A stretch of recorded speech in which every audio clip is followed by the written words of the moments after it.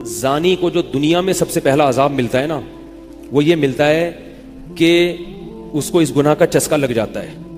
وہ زنا کرتا ہے یہ سوچ کے کہ صرف ایک دفعہ کروں گا، لیکن یہ ہمیشہ سوچ سوچ کے کرتا رہتا ہے اور اسی حال میں اس کی موت آ جاتی ہے. زانیوں میں مرتا ہے وہ. یہ بہت بڑی بھول ہے کہ میں ایک دفعہ گناہ کر لوں پھر توبہ کر لوں گا. اور یہ شیطان اس لیے کرواتا ہے، یار دیکھیں تو صحیح اس گناہ میں لذت کیسی ہے، ذائقہ کیسا ہے. ایسی اللہ کی طرف سے اس پر پھٹکار برستی ہے نا زانی پر، وہ تڑپتا ہے کہ مجھ سے چھوٹ جائے. کسی کو اللہ توفیق دے دیتے ہیں، لیکن عام طور پر کیا ہوتا ہے، گیا بس. اتنا مشکل ہوتا ہے پھر اس کو اس دلدل سے نکلنا. اللہ کہتے ہیں اب گند میں منہ مارا ہے، گند میں رہو. گند کھایا ہے نا، اب گند کھایا تو اب گند میں رہو. پھر گندگی میں اس کو مزہ آتا ہے پھر وہ. اس لیے اللہ کا واسطہ جن لوگوں سے زنا نہیں ہوا، اللہ کا واسطہ کبھی بھی اس گناہ کے قریب مت پھٹکو. اللہ نے یہ نہیں کہا کہ زنا مت کرو، اللہ نے کہا ولا تقربوا الزنا، زنا کے قریب مت جاؤ. قریب کیسے قریب جاتا ہے انسان؟ آپ کے گھر میں کوئی رشتہ دار جوان لڑکی آ گئی ہے یونیورسٹی کی، کالج کی، آپ گھر سے باہر نکل جاؤ. بعض دفعہ ایسا ہوتا ہے، لوگ مجھے بتاتے ہیں کہ کوئی میری رشتہ دار خاتون آئی، جوان تھی، کزن تھی، گھر میں تھا، وہ اکیلی تھی، وہ آ گئی تو میری بڑی عجیب کنڈیشن ہو گئی، میں بہت پریشان ہو گیا، بہت مشکل سے بچا. میں ان سے کہتا ہوں آپ گھر سے نکلے کیوں نہیں؟ یہ تو آپ قریب تو چلے گئے نا. جب ایک جوان لڑکی آپ کے گھر میں آئی ہے، آپ کو اس وقت گھر میں نہیں ہونا چاہیے، نکل جاؤ وہاں سے. ایسے دور بھاگو زنا سے، اتنا دور بھاگو. انبیاء ایسا ہی کرتے تھے، تبھی تو بچتے تھے وہ. جتنے بزرگان دین گزرے ہیں وہ یہ نہیں کہ زنا نہیں کیا، وہ ہمیشہ زنا سے دور بھاگے. ہمارے استاذ نے ایک واقعہ سنایا تھا ہمیں، کتابوں میں یہ واقعہ لکھا ہے کہ ایک طالب علم تھا، پرانے وقتوں کی بات ہے، رات کو مسجد میں چراغ لے کے مطالعہ کر رہا تھا. پہلے زمانے میں لائٹ وائٹ تو نہیں ہوتی تھی، گاڑیوں کے سفر نہیں تھے، اونٹوں کے سفر تھے، تو مسافر لوگ بعض دفعہ آ کے مسجدوں میں ٹھہرتے تھے. تو اس نے دیکھا کہ ایک جوان لڑکی ہے، پردے میں ہے لیکن خوبصورت جوان لڑکی. وہ آئی اور اس سے کہنے لگی کہ میں راستہ بھٹک گئی ہوں، مجھے ایک رات مسجد میں گزارنے دے دو. باقی یعنی صحیح تھی، وہ اسی طرح ہوا تو کہیں بھٹک گئی تھی. شہر میں بھی بعض دفعہ لوگ بھول جاتے تھے نا کہ راستہ بھٹک جاتے تھے. اب یہ پریشان تھا کہ میں اس کو رات کو اگر پناہ دیتا ہوں تو مجھے شیطان برگلائے گا، اور اس لڑکی کو اگر میں پناہ نہیں دیتا تو یہ کہاں جائے گی رات کو، کوئی اور اس کی عزت سے کھیلے گا. تو اس نے بہرحال اس کو ٹھکانہ دے دیا، اس کو کہا کہ آپ ادھر اس طرف جا کے سو جائیں. نتیجہ کیا نکلا ہے کہ وہ لڑکی اس کو دیکھ رہی تھی، یہ کرتا کیا ہے، اس کو بھی اپنی عزت کا ڈر تھا نا کہ کہیں یہ دست درازی نہ کرے. تو یہ نوجوان جس چراغ میں مطالعہ کر رہا تھا، مطالعہ کرتے کرتے اس کی آگ میں اپنی انگلی لے کے جاتا اور اس کو جلاتا. جیسے ہی وہ جلنے لگتی تو اس انگلی کو واپس کھینچ لیتا، ایک دم تپش آگ لگتی نا، واپس کھینچتا. پھر تھوڑی دیر بعد یہ انگلی اس میں لے کے جاتا، پھر واپس کھینچتا. پوری رات یہ کرتا رہا ہے اور اپنی انگلی کو جلاتا رہا ہے. صبح جیسے ہی ہوئی ہے، اس نے فوراً، صبح صادق ہوئی نا فجر کی اذان کا وقت، اس نے فوراً اس لڑکی سے کہا یہاں سے چلی جاؤ، فوراً یہاں سے فوراً چلی جاؤ. اس نے کہا اللہ کی قسم اس وقت تک نہیں جاؤں گی جب تک تم یہ معاجرہ نہیں بتاؤ گی رات تم نے کیا ہے. تو کہنے لگا یہ میرا اور اللہ کا معاملہ ہے، میں تمہیں نہیں بتا سکتا. اس نے پھر اللہ کا واسطہ دے کے کہا، اس نے کہا میں جاؤں گی نہیں یہاں سے جب تک بتاؤ گے نہیں.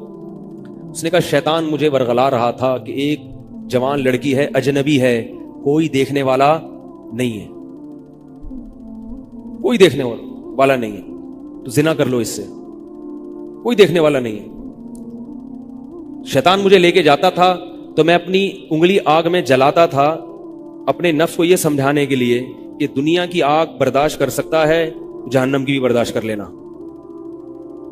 جہنم کی بھی برداشت کر لینا. پھر اور اگر تجھ سے یہ برداشت نہیں ہو رہی تو وہ کیسے برداشت کرے گا؟ کہہ رہے جب میں آگ میں جلنے لگتا تھا نا تو میری چیخ نکلتی تھی، یار یہ نہیں ہو رہی تو وہ کیسے برداشت ہوگی. حدیث میں آتا ہے جہنم کی آگ دنیا کی آگ سے 70 گنا زیادہ گرم ہے، 70 گنا زیادہ گرم. جب نبی صلی اللہ علیہ وسلم نے صحابہ کو یہ بات بتائی، ترمذی کی حدیث ہے کہ صحابہ کے سینے سے رونے کی ایسے آوازیں آنے لگی جیسے ہانڈی کھولتی ہے، ایسا روئے صحابہ. حالانکہ صحابہ گناہوں سے بچتے تھے، اتنا روئے ہیں کہ سینے کے جیسے ہانڈی کھول رہی ہوتی ہے ایسے ان کے سینے سے رونے کی آوازیں آئیں. اور عرض کیا واللہ انہا لکافیۃ یا رسول اللہ، یا رسول اللہ یہ دنیا کی آگ بہت تھی عذاب دینے کے لیے، اللہ نے اس کو بھی 70 گنا زیادہ گرم کیا. تو اس نے کہا کہ میرے دل میں گناہ کا خیال آتا تھا، میں کیا کرتا تھا، اپنے آپ کو جلاتا تھا جب چیخ نکلنے لگتی. تو اس طرح پوری رات میں نے اپنے نفس کو روکا ہے گناہ سے. تو تقوی کی برکات ہوتی ہیں. اس لڑکی نے کہا، اب گھر میں جا کے اپنے والد سے کہا کہ میں اگر نکاح کروں گی تو صرف کس سے کروں گی؟ اس نوجوان سے. عفیف اور پاک دامن ہے. تو کتابوں میں لکھا ہے کہ اس کے باپ نے اس کا نکاح دیکھو حرام سے بچایا، اللہ نے حلال طریقہ رکھ دیا. تو جو بھی زنا سے بچتا ہے نا، یاد رکھو جیسے زنا کرنے کا عذاب بہت سخت ہے، ایسے ہی کسی کو زنا کا موقع ملے اور وہ بچ نکلے، اس کا ثواب بھی بہت زیادہ ہے. تاریخ میں جن ہستیوں کو بھی زنا کا موقع ملا اور انہیں نے موقع ملنے کے باوجود زنا نہیں کیا، ان کو اللہ نے دنیا میں بھی بہت نوازا ہے. میں اکثر ایک واقعہ سناتا ہوں. ہمارے ایک دوست ہیں امریکہ میں، بلکہ امریکہ سے بھی ایک دور علاقہ ہے، اس کا جگہ کا نام میں بھول گیا. انہوں نے میرا یہ بیان سن کے مجھ سے ملنے کے لیے آئے تھے. وہ مجھے پہچان گئے یہ بیان سن کے. ممکن ہے یہ بھی میرا یہ بیان سنے. یہ میرے والد صاحب کا واقعہ ہے. میرے والد صاحب جب امریکہ گئے، کنوارے تھے اس وقت. میرے والد صاحب بہت ہینڈسم تھے، خوبصورت تھے، اور اتنا چوڑا تو ان کا سینہ تھا اور ایسی چوڑی چوڑی کلائیاں تھیں. بہت ماشاءاللہ اللہ نے ان کو مردانہ وجاہت دی تھی، اور آواز ایسی تھی جیسے ببر شیر ہوتا ہے. بہت ہی خوبصورت آواز تھی، بڑی زبردست پرسنالٹی تھی. آپ جائیں بھی ہمارے محلے میں جا کے لوگوں سے پوچھیں کیا خوبصورت پرسنالٹی تھی والد صاحب کی ہمارے. جب انتقال ہوا ہے نا میرے والد صاحب کا، تو پورا محلہ رو رہا تھا، پورا محلہ. مسجد کے امام صاحب جب بھی جنازے کا اعلان کرتے تھے نا تو روتے نہیں تھے. ہزاروں میتوں کے اعلان کیے تھے. میرے والد صاحب کا جب مسجد کے امام صاحب اعلان کر رہے تھے، 3 دفعہ اعلان کیا، تینوں دفعہ روئے ہیں. اتنی لوگوں کو ان سے محبت تھی. تو یہ کیسے ہو گئی؟ یہ کیسے ہو گئی؟ کیوں اللہ نے ان کی محبت لوگوں کے دلوں میں رکھ دی، اور کیوں اللہ نے ان کو اتنا نوازا؟ والد صاحب نیوی میں تھے. امریکہ جب فرسٹ ٹائم جہاز گیا ہے، کنوارے تھے اس وقت. تو کنوارا لڑکا پاکستانی یا انڈین ہو، پہلی دفعہ امریکہ جائے، وہ بھی کنوارا، کوئی روکنے ٹوکنے والا نہ ہو اور گناہ کی دعوت ملے، بچنا کتنا مشکل ہے. تو والد صاحب، یہ میں نے والد صاحب سے براہ راست نہیں سنا، میں ایسی باتیں والد صاحب نہیں کرتے تھے، کسی ذریعے سے سنا میں نے کہ تمہارے والد صاحب نے یہ واقعہ ہمیں سنایا، کسی نے مجھے بتایا. کہتے ہیں کہ جب وہ گئے تو ایک خوبصورت انگریز لڑکی آئی اور ان کو گناہ کی دعوت دی. اب ایک دم پہلی دفعہ کسی پاکستانی نے یہ چیز منظر دیکھا ہو، ٹھیک ہے نا، امریکہ کا ایک منظر ہوتا ہے نا. اب تو لوگ موویز میں اتنا دیکھ چکے ہوتے ہیں نا، اس وقت تو ڈرامے فلمیں بھی نہیں ہوتی تھی، موویز بھی نہیں ہوتی تھی. تو پہلی دفعہ ہی دیکھا تھا یہ ایسا منظر. تو وہ گھسیٹ کے لے گئی اپنے گھر.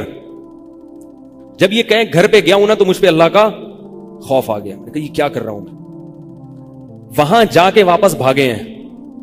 ادھر پہنچنے کے بعد وہ عورت غصہ ہو رہی تھی کہ اگر تم نے یہ کام کرنا نہیں تھا تو میرے ساتھ آئے کیوں میرا خرچہ کرایا تم نے، کیوں خرچہ کرایا میرا. تو آدمی اور شرمندہ ہو جاتا ہے نا کہ یار. تو والد صاحب کہتے ہیں کہ میرے دل میں خیال آیا کہ میں نے زندگی میں کبھی یہ گناہ نہیں کیا اور میں یہاں پہلی دفعہ آیا ہوں، اگر میں اس گناہ میں پڑ گیا اللہ کی نظر مجھ سے ہٹ جائے گی. واپس بھاگے. بڑا مشکل ہوتا ہے ایسے موقع پہ. اس وقت ان کی عمر ہوگی 22 یا 23 سال، زیادہ 24 سال ہوگی. تو بھاگے واپس. تو والد صاحب کہتے تھے، جنہوں نے مجھے یہ واقعہ سنایا، کہ مجھے کہنے لگے کہ تمہارے والد صاحب کہتے تھے کہ اس کے بعد میری زندگی میں کیا آیا ہے؟ انقلاب. پھر اللہ نے قرآن کی تلاوت کی توفیق دی. حفظ قرآن تھا، بھول چکے تھے. روزانہ ایک قرآن پڑھنے کا معمول بنا پھر، تاکہ قرآن دوبارہ یاد ہو جائے. جہاز پہ 3 سال امامت کی، داڑھی بڑی رکھ لی ماشاءاللہ. اور پھر اتنی عزت اللہ نے ان کو دی. اللہ نے ان کے، ہمارے سب بھائی ماشاءاللہ داڑھی والے ہیں، سب بہنیں شرعی پردہ کرتی ہیں، سب بھابیاں پردہ کرتی ہیں. گھر میں کیا آ گیا پورا، حالانکہ اس وقت شادی نہیں ہوئی تھی، لیکن یہ اثرات کہاں منتقل ہوئے ہیں؟ خاندان میں، پورے خاندان میں منتقل ہو گئے نا. انتقال ہوا تو جنازہ میں نے پڑھایا والد صاحب کا. اگر اللہ نہ کرے اس برائی میں پڑ جاتے، ہمیں پتا چلتا کہ ہمارا باپ ایسا ہے، تو ہم ایسے ہوتے. ویسے تو ابھی بھی کوئی اتنے نیک نہیں ہے، لیکن گیٹ اپ تو ہے نا. گیٹ اپ تو اللہ نے مولویوں والا دے دیا نا، تھوڑے تھوڑے تو دیکھنے کی حد تک تو نیک بنا دیا نا. ایسے نہیں ہوتے ہم. تو یہ جو برکات ہیں یہ نسلوں میں منتقل ہوتی ہیں. نسلوں میں اتنی عزت دی اللہ نے، اتنی عزت دی تھی کہ انتقال کے وقت محلہ رو رہا تھا، پورا محلہ رو رہا تھا انتقال. اور بہت سے لوگوں نے والد صاحب کی قبر کے پاس نہ جگہ گھیر لی تھی کہ ہم یہاں دفن ہوں گے. حالانکہ مسجد کے امام نہیں تھے، کچھ بھی نہیں، کوئی ایسی شخصیت نہیں تھے کہ وہ مقتدی اور رہبر سمجھے جاتے ہو. تہجد کا معمول تھا، تلاوت کا معمول تھا. اور میں نے خود بھی کئی دفعہ نوٹ کیا, ایسا لگتا تھا ان کے منہ سے خوشبو آتی ہے, ایسا محسوس ہوتا تھا. ایسا اللہ نے, کیونکہ تلاوت بہت زیادہ کرتے تھے. جب انتقال ہوا ہے نا جس دن, اس دن بھی آدھا گھنٹہ تلاوت کر کے اٹھے. گھر میں ان کا معمول تھا, گھر میں آنے کے بعد آفس سے جب گھر میں آتے تھے نا, سب سے پہلے نہا کے, عجیب عجیب ان کے معمول تھے, نہاتے لازمی تھے روزانہ. اور چونکہ فوجی تھے نا, تو فوجیوں کی جو ایک روٹین ہوتی ہے نا, وہ تبدیل نہیں ہوتی. اب جب فوج میں تھے تو گرم پانی سے نہانے کی عادت تھی, تو جون میں بھی گرم سے ہی نہاتے تھے. ہم کہتے, اب والد صاحب سے کہتے گرمی ہو رہی ہے, لیکن وہ ایک روٹین ہوتی ہے نا فوجیوں کی, بس وہ آنا ہے, دھوتی پہنی, غسل خانے میں چلے گئے, پانی گرم پہلے کیا, اپنا کام سارا خود کرنا, کسی سے کام ہی نہیں لیتے تھے. اور وہ 2 منٹ کے اندر ایسے پھرتی سے نہاتے تھے. ہم حیران, یہ کیسے نہاتے ہیں اتنی دیر میں؟ کہتے میں صابن سے باقاعدہ تسلی سے نہایا ہوں, اتنی جلدی جلدی پھرتی میں کام کرتے تھے. آتے ہی تلاوت کرنی, اور تلاوت اونچی آواز میں کرتے تھے. پورے گھر میں والد صاحب کے تلاوت کی آواز آتی تھی. مجھ سے غلطی یہ ہوئی کہ انتقال سے چند دن پہلے میں ان کی تلاوت سن رہا تھا, تو میرا دل چاہا میں اس کو ریکارڈ, اس وقت ریکارڈنگ کا اتنا زیادہ نہیں ہوتا تھا, میں نے کہا اس کو میں ریکارڈ کر لوں, لیکن وہ ریکارڈ میں نہیں کر سکا. میں نے کہا چلو بعد میں کر لوں گا, اور ان کا انتقال ہی ہو گیا. تو تلاوت اونچی آواز سے ٹوپی اتار کے تلاوت کرتے تھے. تو جس دن انتقال ہوا ہے, اور اللہ سے کہتے تھے کہ اللہ کسی کا محتاج نہ بنانا, ساری زندگی کسی سے خدمت نہیں لی, صرف جو ہے نا کمر دبواتے تھے بیٹوں سے اپنے. تو مجھ سے بھی دباتے تھے, میرا یہ انگوٹھا بڑا مضبوط ہو گیا ہے. وہ کمر پہ نا ان کے ایسے مالش کر کے, ایسے کمر پہ میں مالش کرتا تھا والد صاحب کی, یہ تیل لگا کے نا ادھر, تو میرے انگوٹھے میں بڑی طاقت پیدا ہو گئی تھی. مجھے کہتے تھے یار تم ہو باریک سے, میرے باقی بھائی ذرا, لیکن یار تمہارے ہاتھ میں بڑی طاقت ہے. تو میں کہتا تھا کہ یہ میرے ہاتھ میں طاقت نہیں ہے, یہ مالش کر کے نا یہ انگوٹھا بہت مضبوط ہو گیا ہے. تو کیا تھا, تلاوت کی انتقال سے پہلے, اور بار بار دعا کیا کرتے تھے کہ اللہ بستر پہ لیٹوں نہیں. زندگی میں ہم نے کبھی نہیں دیکھا والد صاحب بستر پہ لیٹے ہوں, یعنی بیمار ہو کے لیٹے ہوں, اپنا سارا کام پھرتیلے پن سے کوئی بالکل. تو وہی ہوا, موت کے وقت بھی ایسا ہی ہوا. آئے ہیں, تلاوت کی ہے, پھر اس کے بعد گئے عشاء کی نماز پڑھنے, صف میں بیٹھے ہوئے تھے کہ گر گئے. صف سے اٹھا کے ان کو ہاسپٹل لے کر گئے, نماز کی اقامت ہو رہی ہے, اور وہیں اٹیک ہوا, اور وہی ان کا قبر کا سفر تھا. کتنی اچھی موت دی اللہ تعالیٰ نے, کہ ایک دن کیا ہوا, بارش میں بھیگتے بھیگتے آئے ہیں گھر میں, اور فوراً نماز کے لیے گئے. تو والدہ نے کہا کہ بھائی ابھی بارش ہو رہی ہے. انہوں نے کہا اللہ بولے گا آفس سے یہاں تک پہنچ گئے, اور اب یہاں سے مسجد تک نہیں جا رہے, اللہ کو بھی منہ دکھانا ہے. ایسے نماز کے پابند. سعودی عرب میں جب عمان میں ان کی جاب تھی, کئی گھنٹے کا گرمیوں کا روزہ ہوتا تھا, لوگ چھوڑ دیتے تھے. والد صاحب کہتے تھے مر جاؤں گا, رمضان کا روزہ نہیں چھوڑوں گا, کچھ بھی ہو جائے, رمضان کا روزہ کیسے چھوڑوں. تراویح کبھی نہیں چھوٹتی تھی, رمضان کا روزہ کبھی نہیں چھوٹتا تھا. میں یہ نہیں کہہ رہا کہ کوئی برائی تھی نہیں ان میں, ایسی کسی کی تعریف کرنا غلط ہے, مگر اللہ نے مجموعی لحاظ سے ان میں بڑی صفات رکھی تھیں. یہ صفات کیسے پیدا ہوئیں؟ اللہ نے ایک برائی سے بچنے کی توفیق دی. تو میں نے یہ, اچھا, اسی میں ان کی موت واقع ہوئی ہے.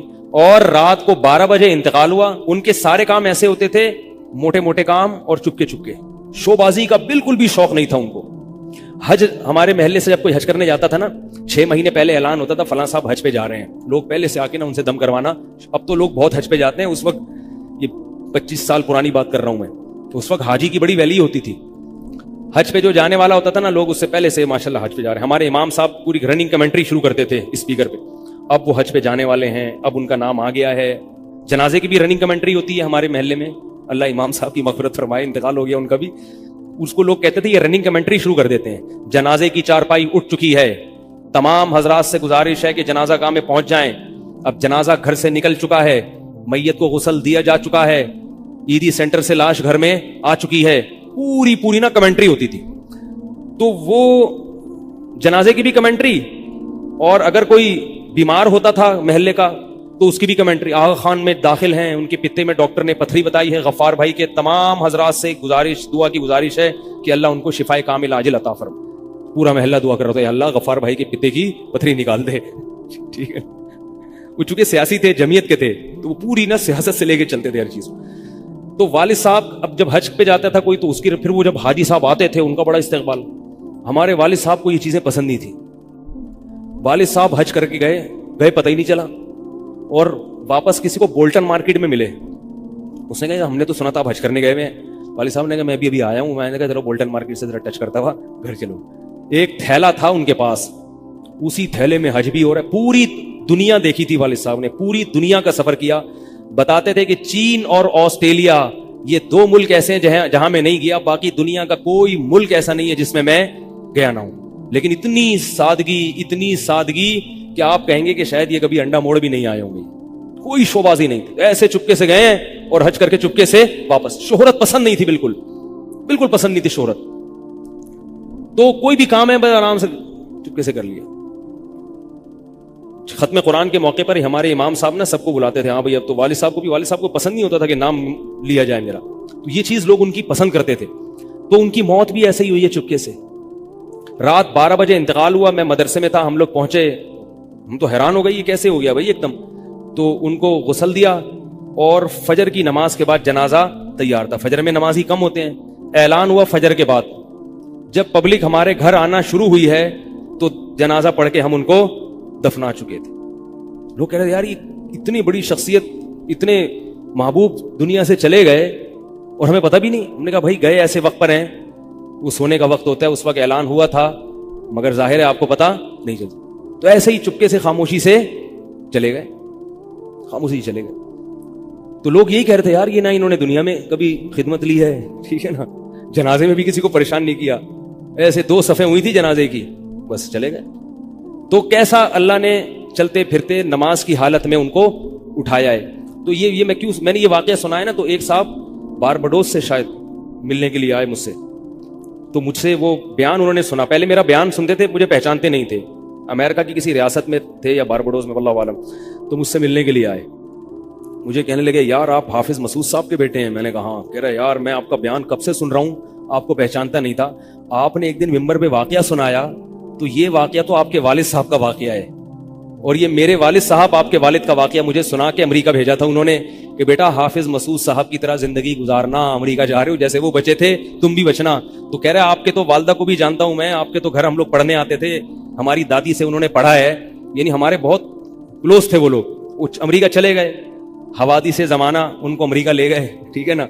तो कहने लगे कि जब मैंने ये आपके रोजाना बयान सुनता था, ये वाकया सुना, तो फिर मैं हैरान हुआ कि यार आप तो बहुत, फिर मेरे भाई भी उनको जानते हैं। तो वो उन्होंने बताया कि ये वाकया तो आपके वालिद साहब का जब मुझे पता चला ना, तो मुझे फिर पता चला आप उनके बेटे हैं। तो मुझसे मिलने आए स्पेशल यहाँ पे।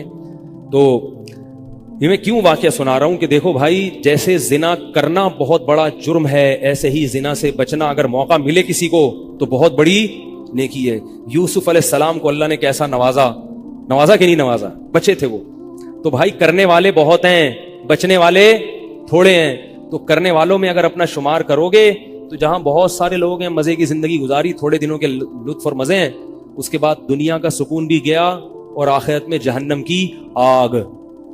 और अगर बचने वालों में आ गए तो उन थोड़े लोगों में अल्लाह शामिल कर लेंगे जो थोड़े शुक्रगुजार होते हैं। लेकिन इसका यह मतलब नहीं है कि ऐसा माहौल क्रिएट करो कि फिर आपको बचने का मौका मिले, दूर भागो। मैंने बताया ना, कोई लड़की घर में आती है, बाहर निकल जाओ घर से, बोले भाई तन्हाई में नहीं। मैं तो इसकी एहतियात करता हूं। कोई जवान खातून अगर मसला पूछने आ जाए, बूढ़ी है तो कोई इतना मसला नहीं है, जवान खातून, ऐसा होता है बाज दफा खवातीन को तो माहौल का नहीं पता होता। अब वो आई है, मैं घर में कोई नहीं है, आगे दरवाजा बजा रही है, मुफ्ती साहब घर में मसला पूछना, घर में नहीं बैठूंगा, सड़क पे खड़े खड़े पूछो, ठीक है ना, बेगरामी है। घर में आना है तो फिर मस्जिद के किसी खादिम को या किसी बंदे को घर में बैठाऊंगा कि भाई आप भी आ जाओ, क्योंकि बदगुमानी का मौका देना भी क्या है, हराम। हाँ, घर वाले मौजूद हों, अहलिया मौजूद हैं, फिर बेशक आगे बैठो। और फिर भी मैं ऐसा नहीं करता कि अहलिया दूसरे कमरे में और ये खातून इस कमरे में मेरे साथ बैठे, ऐसा नहीं होगा भाई। ऐसा करेंगे तो कौन आएगा, है भाई।